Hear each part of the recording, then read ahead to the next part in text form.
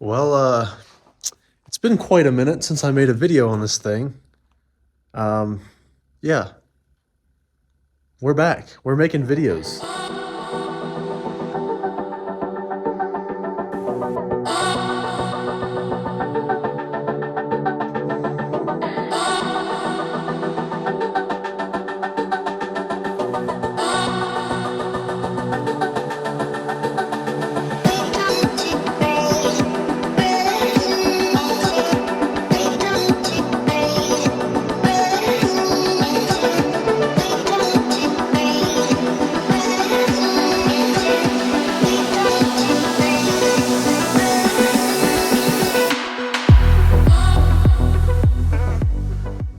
Today, I'm going to be showing you how to wire up your AEM gauges in your 300ZX that you've 2JZ swapped. So, we're going to get into that.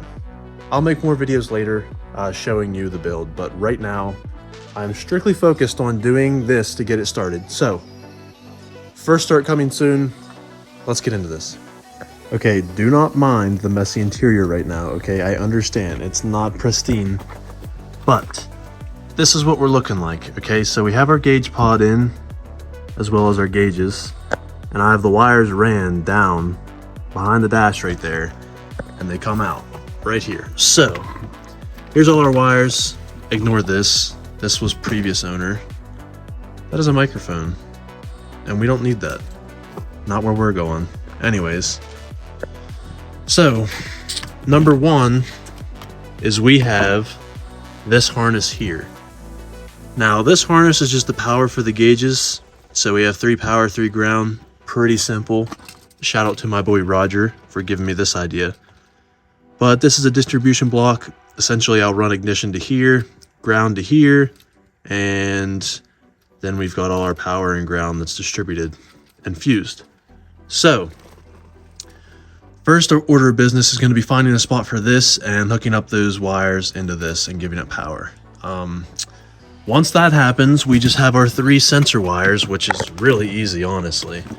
So we have, our boost, oil pressure, and then we have our wideband, which is our O2. So the only difficult part is getting these out into the engine bay. So what my plan is to take it underneath the dash and go out over on the passenger side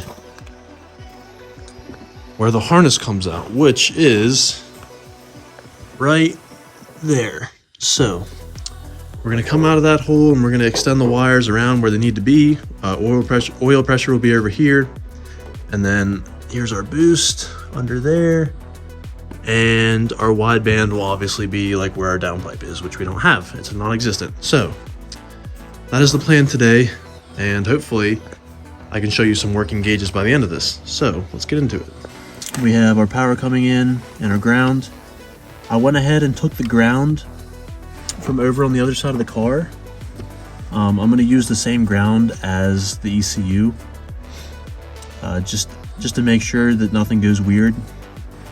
This is just ignition power, and then it distributes it across, and then you have your fused inputs, and it takes your power, your 12-volt ignition, and takes it up to your gauges and grounds them as well.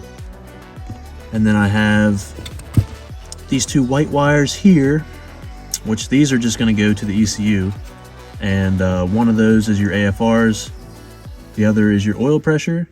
That's all we got here, and these are coming across under the dash, and everything is coming out over here. Mess, but we're making progress. Oil pressure right there. That goes over behind the engine.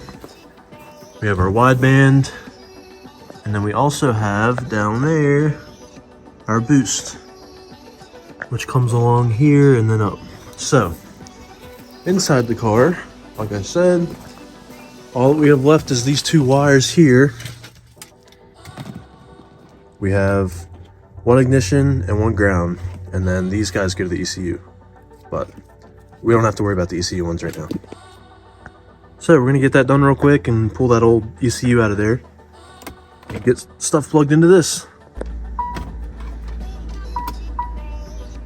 There it is. They work. Cool.